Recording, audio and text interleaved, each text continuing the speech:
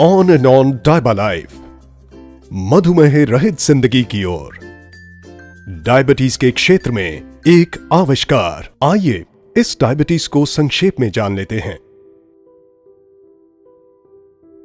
Diabetes mellitus या मधुमेह एक चयापचयी विकार है जो इंसुलिन स्राव की गड़बड़ी या इंसुलिन प्रक्रिया में गड़बड़ी या फिर दोनों ही वजहों से होता है।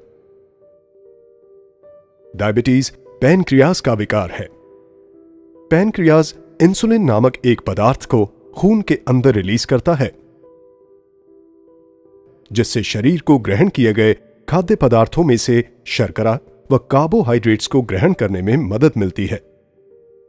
डायबिटीज कोई बीमारी नहीं है, बल्कि एक चयापचयी विकार है। किसी व्यक्ति को जब डायबिटीज होता है, तब या तो उसके पैनक्रियाज इंसुलिन बनाते ही नहीं हैं, या फिर अपर्याप्त मात्रा में इंसुलिन बनाते हैं, या फिर इंसुलिन बनता तो है परंतु ठीक तरीके से अपना काम नहीं कर पाता।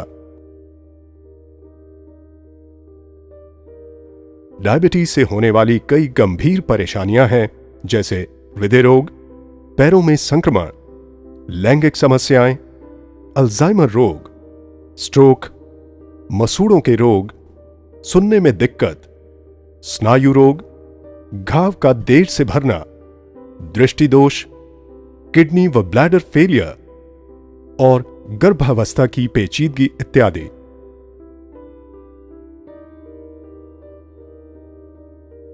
भारत बहुत तेजी से दुनिया का डायबिटिक कैपिटल बनता जा रहा है। भारत में अभी करीब 62 मिलियन लोग डायबिटीज से ग्रस्त हैं। 2030 तक ये संख्या 100 मिलियन से भी अधिक हो जाएगी। करीब 35% आबादी को यह पता ही नहीं है कि उन्हें डायबिटीज है।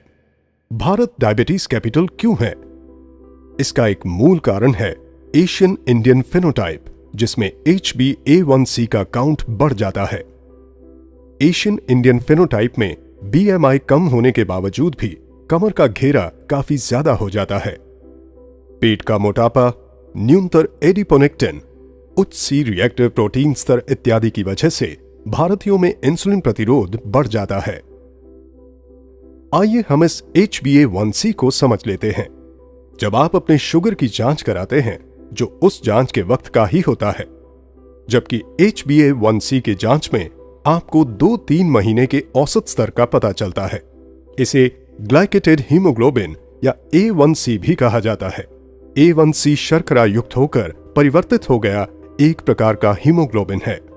जब शरीर शर्करा को प्रोसेस करता है, तब रक्त प्रवाह में मौजूद शर्करा स्वाभाविक रूप से लाल रक्त कण के एक प्रोटीन के साथ जुड़ जाता है। लाल रक्त कण की उम्र करीब 8 से 12 हफ्तों की होती है। इसीलिए HbA1c का मापन इस अवधि के औसत शुगर लेवल को दर्शाता है। बिना डायबिटीज वाले किसी व्यक्ति में ब्लड शुगर लेवल सामान्यतः एक जैसा रहता है, अर्थात खून में मौजूद प्रोटीन में ज्यादा ग्लूकोज संलग्न नहीं होते। HbA1c लेवल अपेक्षाकृत रूप से कम होता है, क्योंकि वे ग्लूकोज को रक्त से बाहर करने में सक्षम होते हैं। लेकिन डायबिटीज ग्रस्त लोगों में शरीर शर्करा को रक्त से बाहर करने में सक्षम नहीं होता है और परिणाम स्वरूप ग्लूकोज खून में ही रह जाता है। जैसे जैसे ब्लड ग्लूकोज का स्तर बढ़ता है, वैसे वैसे लाल रक्त कण में और ज्यादा ग्लूकोज जुड़ते जाते हैं तथा HbA1c का स्तर बढ़ जाता है, जिससे डायबिटीज संबंधी तकलीफ बढ़ने का खतरा होता है। HbA1c को कम करके आप इस खतरे को कम कर सकते हैं। इसीलिए हर 3-4 महीने में या जब आपके डॉक्टर कहें, आपको अपना HbA1c टेस्ट कराना चाहिए। आइए अब ये समझते हैं कि डायबिटीज में आखिर होता क्या है। जब आप कार्बोहाइड्रेट युक्त खाना खाते हैं, तो वो आपके पेट या पाचन तंत्र में ग्लूकोज या शर्करा के रूप में परिवर्तित हो जाता है। हमें अपने आहार में से ग्लूकोज की जरूरत होती है, क्योंकि उससे हमें ऊर्जा मिलती है। चीजें जैसे स्टार्च युक्त आहार, शर्करा युक्त आहार, दूध व डेयरी प्रोडक्ट्स एवं फलों इत्यादि में कार्बोहाइड्रेट होता है। ये ग्लूकोज फिर रक्त प्रवाह में जाता है और शरीर ये सेंस करता है कि ब्लड ग्लूकोज का स्तर बढ़ रहा है। इसकी प्रतिक्रिया में पेट के ठीक नीचे मौजूद एक छोटा सा ग्लैंड, जिसे पैनक्रियाज कहते हैं, इंसुलिन नामक हार्मोन रिलीज करना शुरू कर देता है। इस इंसुलिन की मदद से हम अपने ग्रहित आहार में से ऊर्जा ले पाते हैं। फिर इस ग्लूकोज एवं इंसुलिन को रक्त प्रवाह के जरिए शरीर के हर उस कोशिका तक पहुंचाया जाता है जिसे ऊर्जा के लिए इसकी जरूरत होती है। इसे आसानी से समझने के लिए इन पेशी कोशिकाओं को देखें। इन पेशी कोशिकाओं के पास वो इंसुलिन ही है जिसकी वजह से ग्लूकोज कोशिकाओं के अंदर समाहित हो सकता है ताकि शरीर को ऊर्जा मिल सके। ऐसे समझें कि इंसुलिन इन कोशिकाओं के दरवाजे पर लगे तालों की चाबियां हैं। जब ये चाबी होगी तभी दरवाजे खुलेंगे और ग्लूकोज कोशिकाओं के अंदर जा सकेगा।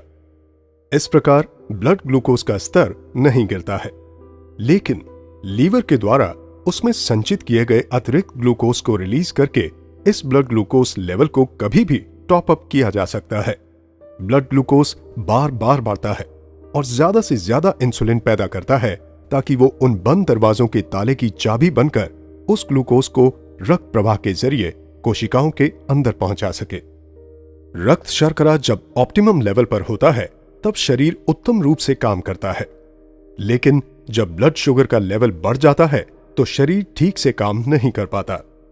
सामान्यतः हमारे शरीर के अंदर ही एक साइकिल होता है जो शरीर में इंसुलिन एवं ग्लूकोज स्तर को संतुलित करता है, और ये संतुलन निर्भर करता है हमारे आहार, पैनक्रियाज एवं लिवर पर।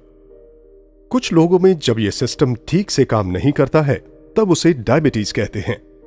डायबिटीज मुख्यतः 3 प्रकार के होते हैं: टाइप 1, टाइप 2 एवं GDM। आइए जानते हैं टाइप 1 के बारे में। डायबिटीज में शरीर में इंसुलिन का निर्माण ही नहीं होता है। ये एक ऑटो इम्यून रिस्पॉन्स की वजह से होता है जिसमें कि पैनक्रियाज के अंदर की इंसुलिन निर्माण करने वाली कोशिकाओं को शरीर ने नष्ट कर दिया है। अभी तक ये नहीं पता लगाया जा सका है कि ये कुछ लोगों में क्यों होता है और अन्य लोगों में क्यों नहीं होता। कुल डायबिटीज की आबादी का करीब 10% टाइप 1 डायबिटीज होता है। ज्यादा करके ये 40 साल से कम की उम्र में ही हो जाता है और बचपन में होने वाली डायबिटीज का ये एक मुख्य प्रकार है। आइए अब बात करते हैं टाइप 2 डायबिटीज की। डायबिटीज मधुमेह पीड़ितों की कुल आबादी का करीब 90% होता है। पाश्चात्य देशों एवं गोरे लोगों में ये 40 साल की उम्र के बाद होता है, जबकि एशियन एवं भारतीय मूल के लोगों में ये 25 साल की उम्र के बाद हो सकता है। टाइप 2 डायबिटीज थोड़ा जटिल है क्योंकि इसमें अनेक प्रक्रियाएं जिम्मेदार हैं। इसमें या तो शरीर पर्याप्त इंसुलिन नहीं बना पाता है या फिर बना हुआ इंसुलिन ठीक से काम नहीं करता है। ये शरीर का वजन अधिक होने से भी हो सकता है।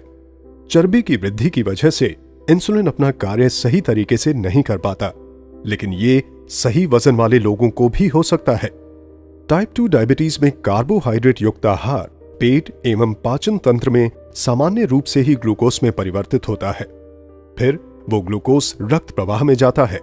पैनक्रियाज इंसुलिन का निर्माण शुरू कर देता है जो ग्लूकोज के साथ रक्त प्रवाह के जरिए शरीर के उन सभी कोशिकाओं तक प्रवाहित होता है जिन्हें ऊर्जा के लिए ग्लूकोज की जरूरत होती है।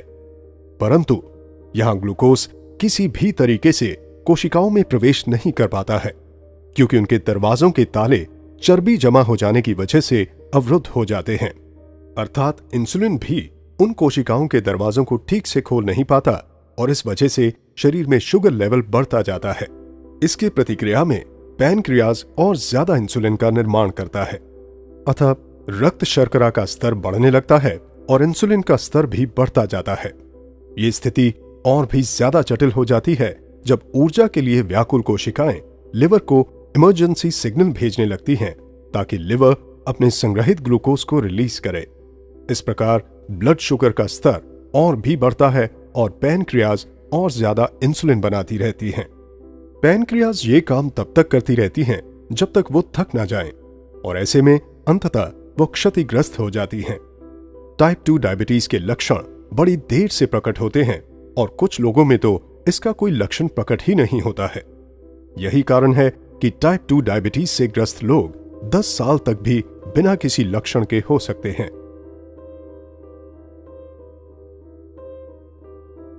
और अब हम बात करेंगे GDM डायबिटीज की। जेस्टेशनल डायबिटीज मधुमेह रहित किसी भी महिला को होने वाली एक अस्थायी परिस्थिति है। जिसमें शुगर लेवल ज्यादा होता है। हालांकि इसका ठीक ठीक कोई कारण तो ज्ञात नहीं है, लेकिन ये गर्भनाल के हार्मोन में वृद्धि होने के कारण मां और बच्चे को होता है। डायबिटीज से पीड़ित लोगों में ग्लूकोज उनके शरीर की कोशिकाओं में प्रवेश ही नहीं कर पाता, अतः ब्लड ग्लूकोज का स्तर बढ़ता ही जाता है। शरीर प्रतिरक्षा के तौर पर किडनी के जरिए इस ग्लूकोज के स्तर को कम करने की कोशिश करता है या फिर छुटकारा पाना चाहता है, और यही कारण है कि डायबिटीज वाले लोग बार बार पेशाब करने जाते हैं, क्योंकि किडनी खून के बाद ग्लूकोज को फिल्टर करती है और इसमें बहुत सारा पानी लेती है, जिसके कारण डायबिटीज वाले लोगों को बार बार प्यास लगती है।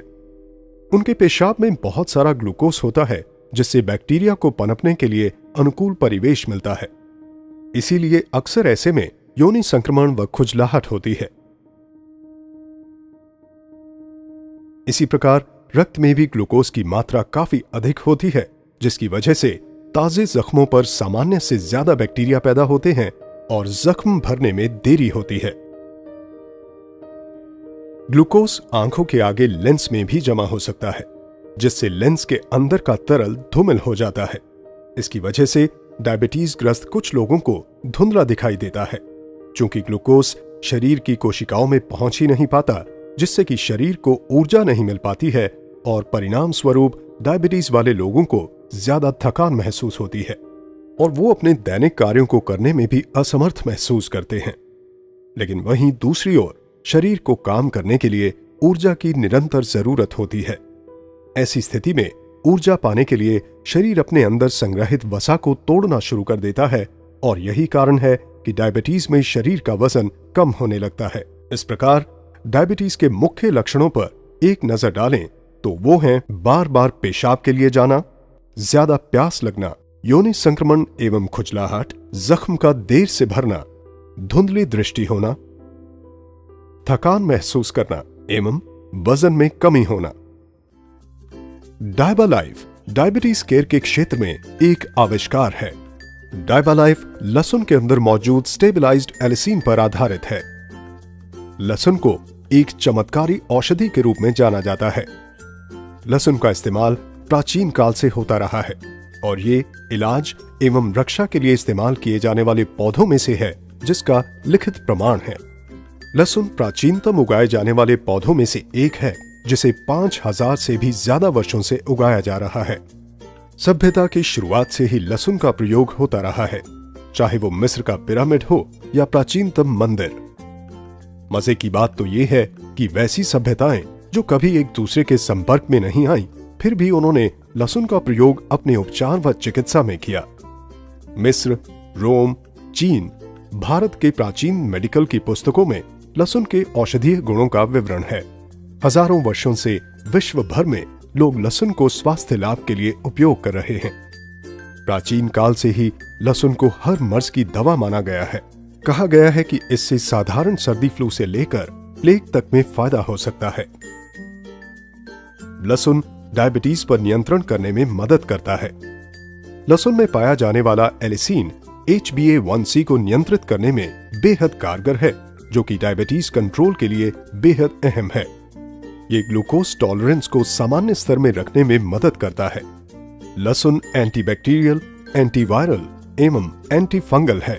शोधों से ये प्रमाणित हुआ है कि खून में पाया जाने वाला लाल रक्त कण लहसुन के यौगिकों को प्रोसेस करके उन्हें हाइड्रोजन सल्फाइड में बदल देता है, जो रक्त धमनियों को रिलैक्स करता है तथा रक्त प्रवाह को बढ़ाता है। बावजूद इन सब के कच्चे लहसुन की अपनी खामियां हैं। कच्चा लहसुन पेट के एसिड से नष्ट हो जाता है।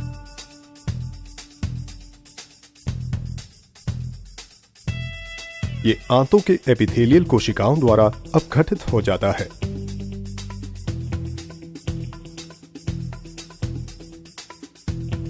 ये शरीर के पीएच से प्रभावित होता है। ये बदबू एवं मुख दुर्गंध देता है। इन सब का उपाय है 100% स्टेबलाइज्ड एलिसिन। एलिसिन लहसुन का प्रमुख जैविक घटक है, जिसमें औषधीय गुण होते हैं। 100% स्टेबलाइज्ड एलिसिन यूरोपियन वैज्ञानिक डॉक्टर पीटर जोसलिंग का आविष्कार है। इस 100% स्टेबलाइज्ड एलिसिन को लेकर यूरोपियन वैज्ञानिक डायबिटीज केयर के लिए एक अनोखा फॉर्मुलेशन तैयार किया है जिसका नाम है डायबालाइफ। डायबालाइफ का अर्थ है मधुमेह रहित जिंदगी की ओर। डायबालाइफ एक आयुर्वेदिक औषधि है। यह डायबिटीज पीड़ित लोगों के लिए एक प्राकृतिक पथ्य है तथा बाकी सबके लिए बेहद स्वास्थ्यप्रद है। एक छोटा सा 210 मिलीग्राम का कैप्सूल कच्चे लहसुन की 36 कलियों को खाने के बराबर है। डायबालाइफ अनुसंधान पर आधारित तथा जबरदस्त हर्बल घटकों से बना है। ये 5 बेहतरीन घटकों से बना है।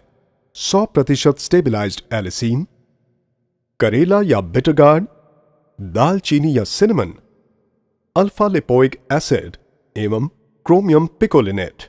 डायबालाइफ की विशेषताएं या यूएसपी। डायबालाइफ डायबिटीज केयर के क्षेत्र में एक आविष्कार है। भारत में पहली बार अनुसंधान आधारित एवं चमत्कारी प्रोडक्ट 100% स्टेबलाइज्ड एलिसिन से बना, 100% शुद्ध शाकाहारी कैप्सूल में बना, यूके ग्रास प्रमाणित घटकों से बना, नॉन जीएमओ घटकों से बना, पेटेंटेड फॉर्मूला, यूके जीएमपी अनुमोदित गुणी घटकों से बना, EJNR द्वारा सत्यापित घटक, MHRA द्वारा अनुमोदित घटकों से बना, डॉक्यूमेंटेड क्लिनिकल ट्रायल। मार्केट में इकलौता प्रोडक्ट, कोई कंपटीशन नहीं। विश्व के कई अन्य देशों में मौजूद।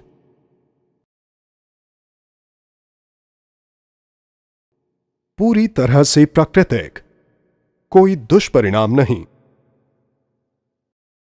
डायबालाइफ डायबिटीज के लिए खास तौर पर बनाया गया हमारा पहला फॉर्मूला है। इसके अंदर अनेक घटक हैं, लेकिन एलिसिन स्पष्टतः मुख्य घटक है जो टाइप 1 एवं टाइप 2 डायबिटीज में बेहद प्रभावी है। HbA1c को नियंत्रित करने में एलिसिन बेहद कारगर है। HbA1c हीमोग्लोबिन के साथ जोड़ने वाले ग्लूकोज का मापन है जो डायबिटीज कंट्रोल के लिए बिल्कुल अहम है। डायबालाइफ में मौजूद दूसरे अन्य घटक भी बेहद फायदेमंद हैं जो शरीर में इंसुलिन प्रतिरोध को कम करने में मदद करते हैं तथा ग्लूकोज टॉलरेंस की सामान्य स्थिति को सुनिश्चित करते हैं। डायबालाइफ का उद्देश्य प्री डायबिटिक लोगों को डायबिटीज से बचाना है। डायबालाइफ पाचन प्रक्रिया में से ज्यादा न्यूट्रिएंट व विटामिन अवशोषित कराता है तथा इंसुलिन प्रतिरोध को कम करता है जिससे कि प्री डायबिटिक स्थिति में कमी आती है। डायबालाइफ सबके लिए फायदेमंद है। डायबालाइफ ब्लड शुगर के लेवल को कम करने में मदद करता है। डायबालाइफ कोलेस्ट्रॉल को नियंत्रित करने में मदद करता है। डायबालाइफ इम्यूनिटी या प्रतिरक्षा को बढ़ाता है। डायबालाइफ ब्लड प्रेशर को नियंत्रित करने में भी मदद करता है। डायबालाइफ का R&D एवं प्रोसेसिंग अत्याधुनिक तकनीकी युक्त संयंत्रों में किया गया है।